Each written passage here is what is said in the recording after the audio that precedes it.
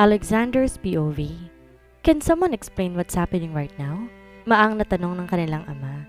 Mariin siyang napatitig kay Alexis na ngayon nanlalaki pa rin ang mga mata habang nakatitig din sa kanya. Sinong babaeng yon, Alexander? Muling tanong ng kanyang ama na ngayon ay sa kanya lang nakatingin at naghihintay na sagot niya. May pangalan ng babaeng yon, Dad, and her name is Vera. Vera Santiago. Santiago? Usal naman ang mama niya na nagtataka rin. Yes, Mom. She's Alexis' twin sister and you know what? Seryosong pinagpalit-palit niya ng tingin ang tatlong nakamaang pa rin sa kanyang harapan. I want to marry her. Matapos yung sabihin yon, kagad niyang iniwan ng tatlo kasama si Adam sa kanilang kusina upang habulin si Vera. Wala siyang pakialam sa kung anong iisipin ng mga magulang niya. Wala siyang pakialam sa galit ng ama niya. At kaya niyang kalimutan ng lahat, maging ang panloloko ng pamilyang Santiago sa kanila, bumalik lang sa kanya si Vera. Vera! Sigaw niya. Umaasang maririnig siya nito pero walang sumasagot. Kagad siya nagtungo sa garahe at sumakay sa kotse niya upang hanapin si Vera. Hindi siya papayag na umalis ulit to at iwan siya ng walang paalam. Di niya nahahayaang makaalis si Vera ngayon, lalo pangat buntis ito at alam nang siya ang ama ng dinadala nito. Habang abala ang mga mata niya sa daan, dinadial niya ang numero ni Vera pero hindi niya na to makontak. Hanggang sumapansin niyang babaeng nakatalikod at tila wala sa sariling maglalakad sa gitna ng daan. Kinabig niyang manibela at inihinto ang kanyang sasakyan sa gilid ng malapit na waiting shed. Pagkababa niya, kagad siyang tumakbo palapit sa babae at tamang ang hinala niya, it was Vera. Where are you going? Habol ang hiningang asik niya rito bago to niyakap na mahigpit. You're not going anywhere. Maliban na lang ko sa bahay kong punta mo. Leave me alone.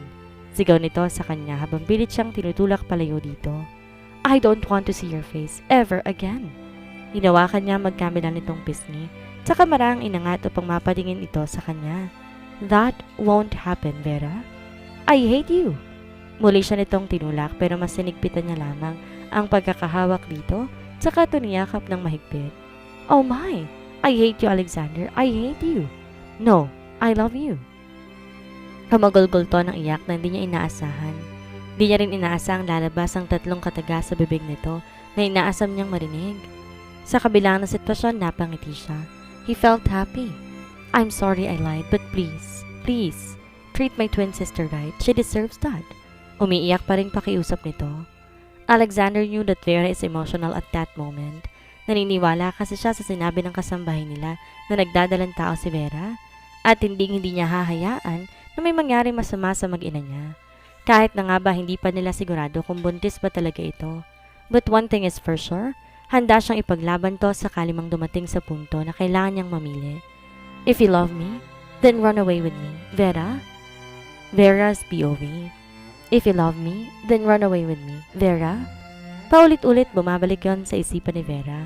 Paulit-ulit niya ring pinipilig ang kanyang muka para lang itaboy ang kabilang bahagi ng isip niya na nagsasabing oo. Oo dahil gusto niyang sumang-ayon sa gusto nito. Naririnig mo ba ang sarili mo? Naririnig mo ba ang sinasabi mo? Sunod-sunod niyang tanong kay Alexander. Kasal ka na, Alexander. Kasal ka sa kapatid ko? I don't love her. At ako. Umilap ang mata niya dahil sa nakakatunan nitong mga titig. Ang lakas ng loob nitong sabihin sa pagmumukha niya na hindi nito mahal ang kapatid niya. Tunay ngang sira siya. Don't answer. What if yes? Putol nito sa kanya. Mahal kita, Vera. Ikaw ang gusto ko una pa lang. Ikaw ang nakasama ko sa Baguio, right? Ikaw ang babaeng yun, hindi ba? Sunod-sunod pa nitong tanong sa kanya. Tandang-tanda niyang araw na yon. Si Alexander lang naman kasi ang kauna-unahang lalaki na lantaran kung ipahayag ang pakikipagsalo lamang ang habol sa kanya.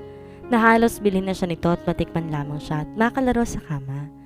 Di niya naman kasi inaasahang magtatagpo pa ulit ang landas nilang dalawa na magkikita pa sila in verse, naging bayaw niya pa. Tadhana nga naman. Ngulit ngayon ano pa ba ang gusto nito? Nakuha naman na nito ang gusto nito sa kanya. Nakuha na siya nito. Naikaman ang hindi lang isa kundi makailang ulit na. Hindi na yun mahalaga. Bale walang sagot niya. Yun ang akala mo. Seryoso namang sambit ni Alexander na kinaawang ng labi niya.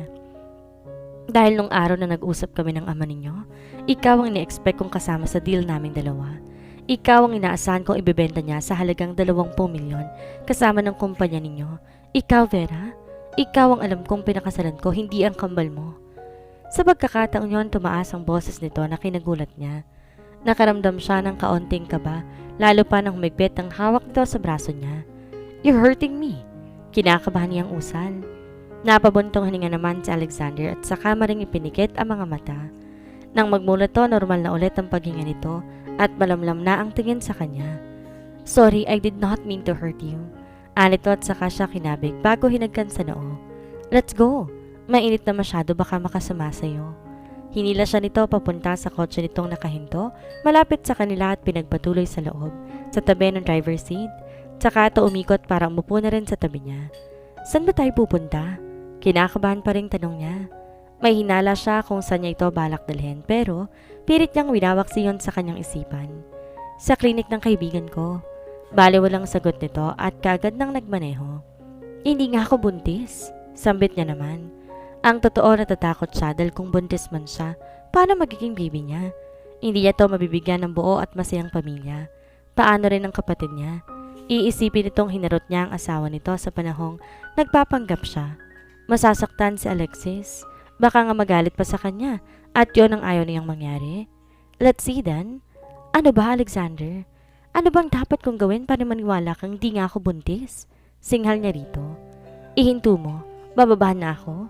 Akala ko pa naman magiging maayos ang pag-uusap natin, hindi pa rin pala. "Kahit ano pang sabihin mo dyan, buo ng pasya ko. Ano ang dapat mong gawin para maniwala ako sa'yo?" Tinignan siya nito sandali, tsaka nganisihan. "Baby, I believe you, but right now, I want to know if I'm going to be a dad or not." Wala na siyang ibang nagawa at napabuntong hininga na lamang, tsaka sumandal sa bintana ng kotse. Kung buhay pa siguro ang mga magulang nila, may matatakbuhan siya. May mahihingad siya ng payo tungkol sa pesteng pag-ibig na siyang pinakamarilang sakit ng mga tao. Baka sakaling matulungan siya ng mama niya, o kaya naman magbigay ng advice sa kanya ang daddy niya. But then, she can only hope, dahil hindi na mangyayari ang mga yon. "We're here." Maya-maya isang bet ni Alexander na nagpabalik sa kanyang diwa. Bumaba na rin to at umikot sa side niya para pagbuksan siya ng pinto. "Halika na." Tinabig niya ang kamay ni Alexander bago walang pakialam na bumaba ng sasakyan. Pagkatuloy nila sa isang pribadong klinik, natigilan siya na makita niya ang replika niya sa salamin. Doon niya lang napansin na suot niya pa rin pala ang puting t-shirt ni Alexander na umabot lang hanggang kalahating binti niya at ang boxer shorts nito. Napangiwi siya nang tumabi si Alexander sa kanya sa tapat ng salamin at nakangising tinitigan siya mula roon. "Napakapangit mo." Asar na sambit niya rito, tsaka nagmamaktol tumuloy sa pinaka-opisina ng klinik, kasunod ang bugok na lalaki. "Good luck, my dear Vera. Dadalhin mo ng 9 na buwan ang anak natin, pero paglabas niya." Kahit hindi niya to lingunin, alam niyang nakangisi to. Aliw na aliw sa pagkapikon niya. "Ako pa rin ang kamukha." "Tantanan mo ko, Alexander, ha? Baka hindi ako makapagpigil eh. Pabasabugin ko yung klinik na to kasama kang buwisit ka." Alexander's POV. Halos 1 oras na nang tumuloy si Vera sa loob ng CR ng klinik at hanggang ngayon hindi pa lumalabas. Nag-aalala siya kung may nangyari ng masama dito sa loob o kung ano man. Baka mamaya nadulas ito. Pero wala siyang narinig na kalabog o sigaw. Nang sabihin kasi ni Carla ang kaibigan at dati niyang kaklaseng lumabas na muna siya, ginawa nga niya. Si Vera at si Carla lang ang naiwan sa malit nitong opisina upang mag-usap. Ngunit nang makita niyang lumabas si Vera habang may hawak na malit na plastic container, sinundan niya na ito. Di na siya pumayag na nasa labas na lamang siya at naghihintay. Kaya lang nang tumuloy si Vera sa banyo hanggang ngayon, hindi pa lumalabas. Lumapit siya sa pinto ng banyo, marahang kumatok doon. Vera's POV. "Vera?" Aniyang di pa rin mapakali sa isang tabi. "Are you okay in there? Do you need something?" Sunod-sunod pa niyang tanong. Ngunit nanatiling walang kibo si Vera mula sa loob ng banyo. Di siya makapaniwala sa resulta ng hawak niyang pregnancy test. Sabi ni Carla ang OB na nag-aasikaso sa kanya, minsan daw pumapal niyang pregnancy test, kaya naman 3 ang binigay nito sa kanya kanina na tinago niya sa boxer shorts na suot niya, habang hawak niya naman ang plastic container na binigay din ito sa kanya para sa urine sample niya. Oh God! Naluluhang usal niya na makita ang 2 kulay pulang guhit sa pinakahuling pregnancy test na hawak niya. Oh my God, what should I do? "Vera?" Dinig niya ulit na tawag sa kanya ni Alexander mula sa labas ng pinto ng banyo. Kanina pa siya nito kinakatok at kanina pa rin niya ito dinidedma. "Kapag di ka pa umalis dyan, sisirain ko na ang pinto." Impit siyang napatakip ng mukha habang tinititigan ng 3 pregnancy test na pare-pareho ang resulta. Nanginginig din ang mga kamay at tuhod niya dahil hindi niya alam kung anong gagawin niya. Kung paano niya ipapaliwanag to sa kambal niyang si Alexis. Vera, ano na nangyayari sa'yo dyan? Di pa rin siya sumagot at napaluhan na lang sa nakasarang enidoro habang tulala pa rin. Hanggang sa bumukas ang pinto at bumungad sa kanya, nag-aalalang mukha ni Alexander. Why are you crying? What happened? Hindi pa nito na ituloy ang nais itong sabihin nang walang pakialam na binagsak niya sa lapag ang 3 pregnancy test. Saka siya sumagot. It's positive. Oh my God, it can't... Hush. Hinagpo siya ni Alexander at tinagkan sa noo. I am here, okay? I am with you. Sa kabilang banda. What now? Habang nasa loob ng sasakyan, hindi pa rin siya makapaniwala si Vera sa mga nangyayari. Hindi pa rin siya makapaniwalang buntis siya at 1,100 sira na si Alexander ang ama. Kakausapin ko si Alexis? Bale walang sagot naman ni Alexander na para bang wala lang dito ang nangyayari. Na para bang napakatali lang para dito ang gagawin nito.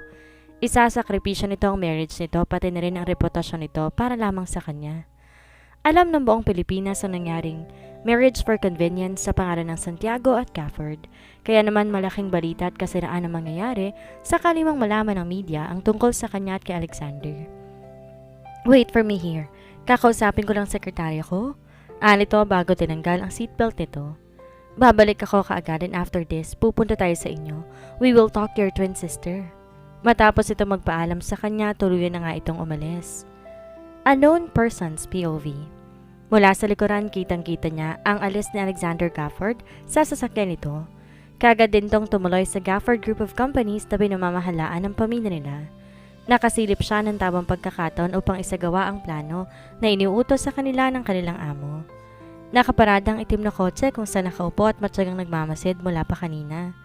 Nang lumabas ang asawa ni Alexander mula sa mansyon ng mga to, nakakita siya ng tiyempo. Ang problema nga lang di niya na to matangay tulad ng plano dahil may mga guards sa loob ng subdivision na yon at bigla ring dumating si Alexander upang sundan ang asawa nito. Ngunit ngayon, ito na ang tamang pagkakataon. Ihanda ang sasakyan? Utos niya sa 3 niya pang kasama na matyagang rin naghihintay sa sasabihin niya. Bumaba siya ng sasakyan niyang nakaparada sa likod lang ng kotse na mag-asawang Gafford bago walang pakialam na pumunta sa kotse ng mga to. Umikot siya sa pwesto ng babae at kumatok sa bintana ng kotse. Yes? Kagad nabungad sa kanya ng babae nang ibaba nito ang bintana ng kotse. Do you need anything? Nagtatakang tanong nito sa kanya. Yes, you. Kagad niyang tinakip ang panyong hawak niya sa bibig at ilong nito na may pampatulog. Nang di na pumapalag ang babae at sa tingin niya, tinablahan na ng pampatulog, muli niyang kinausap ang mga kasama niya mula sa wireless earphones na nakakonekta sa mga ito. Confirm, nasa kamay ko na si Mrs. Alexis Santiago Gafford. Ani ha? Dalhin na rito ang sasakyan. Ilang sandali lang tumigil ang kulay itim na van sa tabi ng kotse kung nasan siya nakapwesto. Kagad niyang pinangko ang natutulog na babae at sinakay sa van bago pinaharurot ang sasakyan paalis sa lugar na yon. Alexander's POV. Liza? Kagad huminto to sa pagtitipa sa harap ng computer nito at tumayo upang magbigay galang sa kanya. What's my schedule today? Tanong niya rito. Isa-isa nitong tinanggal ang sticky note na nakadikit sa monitor ng computer nito at kagad na binasa. 1 p.m. sa conference room para sa mga bagong investors ng GGC. 3 p.m. bibisita rito si Mr. Raven Bautista. May papakita sa iyong proposal. 6 p.m. dinner meeting with Mr. Montemayor kasama ng daddy ninyo. Ano ang pinaka-importante sa mga yan? Putol niya rito. Wala siyang ganang pakinggan lahat ng binabasa nito.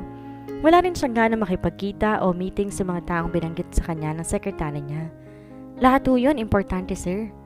Tila napipiko namang sagot sa kanya ni Liza. Matagal niya na tong sekretarya at tiwala siya dito kahit na nga ba minsan mas matindi pa ang saltik kaysa kanya. Then cancel that all. What? Natigilan siya. Nagbawi naman kagad ang kanyang sekretarya. Sorry sir, nabigla lang. Sige sir, ika-cancel ko po lahat. Napabuntuhin niya na lang ito at muling umupo at bumalik sa ginagawa. Kinuha niya ang cellphone niya na maramdaman ang pag-vibrate noon mula sa bulsa niya. Nang tignan niya number ni Vera ang caller kaya naman kagad niyang sinagot. Wait for a Mr. Alexander, right? Putol nito sa kanya mula sa kabilang linya. Nagtatakang niliyo niyang cellphone sa kanyang tenga at tinitigan yon. Ni-loudspeaker niya rin upang malaman kung hindi ba talaga siya nagkakamali na lalaki ang boses ng nasa kabilang linya. "Who's this?" Kunot noong tanong niya. "Bakit gamit mo ang... Hindi mo ba itatanong kung paano ko nakuha ang cellphone ng asawa mo?" Narinig niya ang mahinang tawa ng nasa kabilang linya, dahilan para kumuyom ang mga palad niya. "Peste ka? Who are you? Nasaan si... Nasa akin ang asawa mo?" Putol ito sa kanya.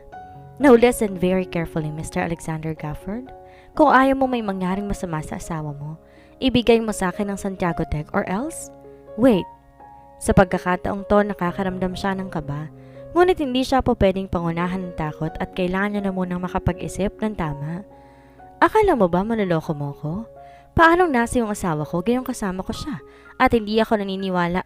Then talk to your wife." Sandaling nawala ang boses ng lalaki, napalitan ng boses babaeng humihingi ng tulong.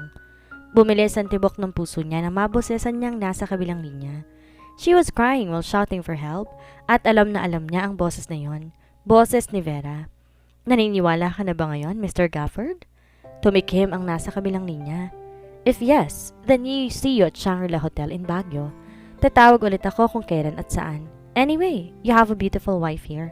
Pwede ko ba siyang hagkan?" "Peste ka, don't touch her. I swear malalagot ka sa akin if you touch her. Goodbye, Mr. Gafford." Matapos yon, nawala ng kausap niya. Pinutol na ang tawag. Kagad niya namang tinawagan ang numero ng kanyang kapatid na si Adam upang hingin ang tulong nito. "Adam, answer the call." Ilang beses na siyang nagpabalik-balik mula sa pinto ng opisina niya, papunta sa table ng kanyang sekretarya. Hanggang sa wakas, sinagot na rin ni Adam ang tawag niya. "I'm busy. I have an important... I need your help." Putol niya kaagad dito. Narinig pa niyang may kinausap to sa kabilang linya bago muling nagtanong sa kanya. "Si Vera? May comment up kay Vera? What the... Anito? Di ba magkasama kayo? What happened?" Sunod-sunod pa nitong tanong. "I don't know. Someone called me and he's using Vera's cellphone." Nagpapanik na siya at di alam ang gagawin. "Peace, bro. Vera, she's pregnant. We're having a baby." "Okay, calm down." Narinig niya ang pagbuntong hininga ni Adam bago muling nagsalita. "Let's meet at Francis' store, office." Yun lang at pinutol nito kaagad ang tawag. Hindi na siya nag-aksaya pa ng pagkakataon at dali-dali na ring umalis. Hindi niya nagawang pansinin pa ang sekretary niya na tinatawag ang pangalan niya. Pagkarating naman ng parking area, kagad siyang sumakay sa kotse niya na hanggang ngayon bukas pa ang pinto kung saan iniwan niyang nakaupo si Vera kanina. "Wait for me, my love. Please be safe." Bulong niya sa sarili, tsaka pinaharurot ang sasakyan, papunta sa office si Francis, isa sa matalik niyang kaibigan. Si Francis na siyang pinagkakatiwalaan naman ng kapatid niyang si Adam. Isa rin si Francis sa mga secret agent isang underground organization na kasama niya. Ng kapatid niya, his brother Adam, is one of the 7 bosses of the continent. Hindi man halata sa kapatid niya ang pagkakaroon ng ganong titulo, ngunit masasabi na ang kapatid niya ang pinakamatinding kalaban ng sino man. At alam niyang matutulungan siya nito. Perks of having a mafia king brother. Muli niyang bulong sa kanyang sarili. Wala siyang alam kung sino ang kumuha kay Vera at kung ano ang intensyon ng mga iyon. Ngunit isa lamang ang hinala niya. Kung ang habol ng kumuha kay Vera ay ang Santiago Tech, malamang na hindi si Vera ang punteriya ng mga to, kung hindi ang kanyang asawa. Si Alexis. Vera's POV. "Boss, gising na po ba si Mrs. Gafford?" Kaagad na lumapit ang lalaki sa gawin niya. May pirat ito sa kaliwang pisngi. May tattoo sa leeg na sa tingin niya ay isang dragon. Hindi ganon kalaki ang pangatawan nito, pero may kausap to sa kabilang linya. Halatang banat ito sa mabibigat na trabaho. Matangkad, may itsura, pero halatang masamang tao. Hawak ito ang cellphone niya. Hindi niya alam kung paano siya napunta sa lugar kung nasan siya. Ang naalala niya lang may lumalapit na lalaki sa kanya kanina. Nang tanungan niya ang lalaki, kaagad siya nitong tinakpan ng panyo sa bibig. Hanggang doon lang. Ngayon eto, gising siya. Nakaupo sa isang silya sa gitna ng isang silid na wala namang laman. Mahigpit na nakatali ang mga paa at ang kamay niya, pati na rin ang kanyang bewang, kaya naman hindi na siya makagalaw. "Nasa akin ang asawa mo?" Sigaw nito kung sino man sa kausap nito. "Now listen very carefully, Mr. Gafford. Kung ayaw mo may mangyaring masama sa asawa mo, ibigay mo sa akin ang Santiago Tech or else? Nanlaki ang mata niya sa narinig na pangalan ng kausap ng lalaki. Ganon na lang din ang takot na lumukob sa kanya nang banggitin nito ang Santiago Tech. Mang sumigaw at kausapin si Alexander mula sa kabilang linya ay hindi niya magawa. May nakadikit na tape sa bibig niya kung kaya't kahit magsisigaw siya, hindi siya maintindihan ni Alexander. Kailangan niya kumalma at makapag-isip ng maayos. Hindi niya kayang isugal ang buhay niya ngayon lalo na't may munting buhay na rin sa sinapupunan niya. Sa kaisipang yon, pinalamigan siya ng katawan at nakadama ng labis-labis sa takot para sa magiging anak niya. Paano kung mapahamak siya? Mapapahamak din ba ang baby niya? At hindi niya yun matatanggap kung sakali. Pinangungunahan siya ng takot. Hindi siya makapag-isip na maayos hanggang sa wala na siyang nagawa, kundi umiyak na lang at magdasal na sana nananaginip lamang siya. Then talk to your wife. Nang sabihin niya ng lalaki, nagkaroon siya ng konting pag-asa. Nilapitan siya nito at walang pakialam na hinila ang tape na nakadikit sa bibig niya. Napahiyaw siya sa sakit pero wala rin naman siyang magagawa pa. Help! Help me! Yun lamang ang malinaw na nasabi niya at muli nang tinakpan ng tape ang bibig niya. Naniniwala ka na ba ngayon, Mr. Gafford? Napangisi siya. Nang lalaki habang nakatingin sa kanya ay marang inahaplos ang pisngi niya. If yes, then see you at Shangri-La Hotel in Baguio. Tatawag ako ulit kung kailan at saan. Anyway, you have a beautiful wife here. Mr. Gafford, pwede ko ba siyang hagan? Nanlaki ang mata niya at pilit ay piniglas ang kanyang mukha upang bitawan ng lalaki ang kanyang pisngi. Boss, gusto ka makausap ng pinuno? Muling tumingin sa kanya ang lalaki, tsaka siya tinutukan ng armas sa noo. Gustong gusto na kitang tapusin, alam mo ba yun? Ngumisi ito at saka binaba ang armas na tinutok nito sa noo niya. Pero saka na lang, unahin mo na lamang muna ang asawa mo dahil malaki ang atraso sa akin na mga Gafford. At pagkatapos nun pagsasawaan muna kita bago kita ipapasa sa mga alagad ko. Pag nagsawa na sila, saka pa lang kita tatapusin at itatapon sa ilog. Tumulo ang masaganang luha mula sa mga mata niya dahil sa takot na nadama niya. Di niya inaasahang mangyayari to sa kanya. Paano na lang? Paano na lang kung ang kakambal niya ang narito sa sitwasyon niya ngayon? Mas lalo siyang humagulhol ng iyak dahil wala na siyang maisip pang paraan. Wala siyang alam na gagawin kung paano siya makakatakas sa mga lalaking narito rin. Alexander's POV. We should stick to plan A first. Sabay-sabay na nagtigilad kaming tatlo ni Adam at Alexis habang nakikinig at matamang pinag-aaralan ang mga iginuhit. Nasa opisina nila ito at doon na pag-uusapan kung paano nila ililigtas si Vera.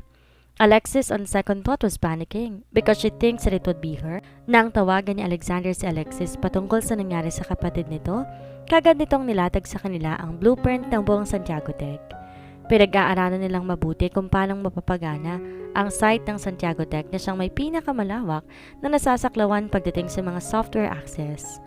At base na rin sa blueprint na nilatag ni Alexis na pag-alaman nila na may dalawang bahagi ang Santiago Tech na may dalawang katungkulan. Yun ay ang eyes at ang heart. Alexis told them that they call her the Heart of Santiago.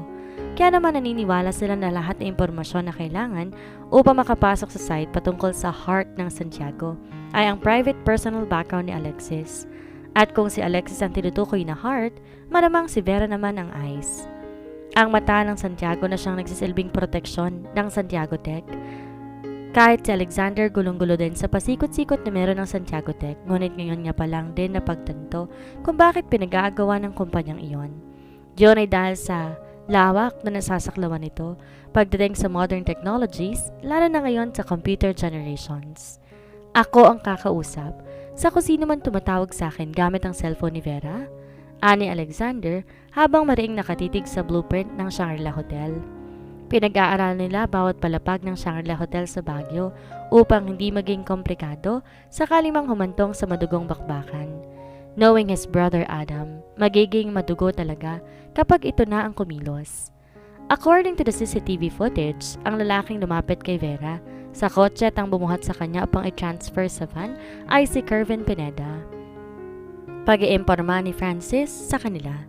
Kumunot naman ang kilay ni Adam dahil pamilyar sa kanya ang pangalan ng lalaki, the ex-governor's son. Tanong niya kay Francis. Yes. Simpleng sagot pa ni Francis bago ipinakita ang larawan ng lalaki. Ex-convict ang Kervin Pineda na yan. Nagtangkang kumuha ng puri ng babae. Nagtangkang kumitil ng buhay at minsan rin nahuli sa isang buy-busy operation. Pero dahil malakas ang ama niya sa dating governor, nakalaya siya mula sa bilibid. Mahaba ang lahad pa ni Francis. Kung siyang tumawag sa akin, ako nang bahala sa kanya. Nagtagis ang bagang nasabi naman ni Alexander. Di pa rin nawala sa isip niya ang huling sinabi nang nakausap niya sa cellphone kanina. Kaya naman gusto niya nang umalis papunta ng Baguio. Ngunit hanggang ngayon 3 oras na nakakalipas mula na makausap niya ang kumuha kay Vera at pumunta ng Baguio, hindi pa rin ulit ito tumatawag. Ipapaubaya ko na sa iyo ang misyon na to, Francis.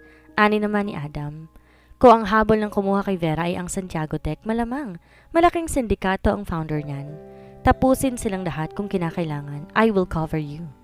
Nang marinig ni Alexander ang salitang tapusin mula sa kanyang kapatid, bumilis ang tibok ng puso niya. Hindi pwedeng masaktan si Vera dahil buntis ito at wala pang ibang nakakaalam bukod sa kanya. Kakausapin pa lang sana nila ni Vera ang kapatid nitong si Alexis patungkol sa kalagayan nito. Ngunit walang may alam na mangyayari ang kidnapping iyon at nasa alanganing sitwasyon ito. Please, ibalik niyo sa akin si Vera ng ligtas. Halos pabulong na niyang usal. Don't worry bro, my men are well trained and experts. Sinisigurado ko sa iyo na maliligtas namin si Vera at ibabalik sa iyo nang walang galos. Sagot naman ni Francis. Napabuntong hininga siya. Pangahawakan niya ang sinabi nito sa kanya. Kakapit siya sa kasakayahan ng mga ito pagdating sa ganoong sakuna. Alexander? Tila walang buhay na bumaling siya sa gawin ni Alexis nung tawagin nito ang pangalan niya. Alam niyang nag-aalala din to at natatakot para sa kambal nito. Pero kahanga-hanga pa rin ang pagiging kalmado ng sitwasyon. Yes, he sighed. Papahig na ako sa gusto mo. Ibibigay ko sa iyong kapatid ko kapalit ng divorce na hinihiling ko sa iyo. But I have one proposal to make. Sabihin mo na. Ani niya habang titig na titig dito. Please, bring back my twin sister alive. Pinangako mo sa akin na makakabalik siya ng ligtas. Sa pagkakataong to, tuluyan ng lumalpas ang luhang pilit nilang tinatago. Hinawakan niya to sa balikat at marahang kinabig, payakap sa kanya upang aluhin ito. Kahit hindi ito sabihin, gagawin niya yon. Ililigtas niya si Vera mula sa kapahamakan. Pangako.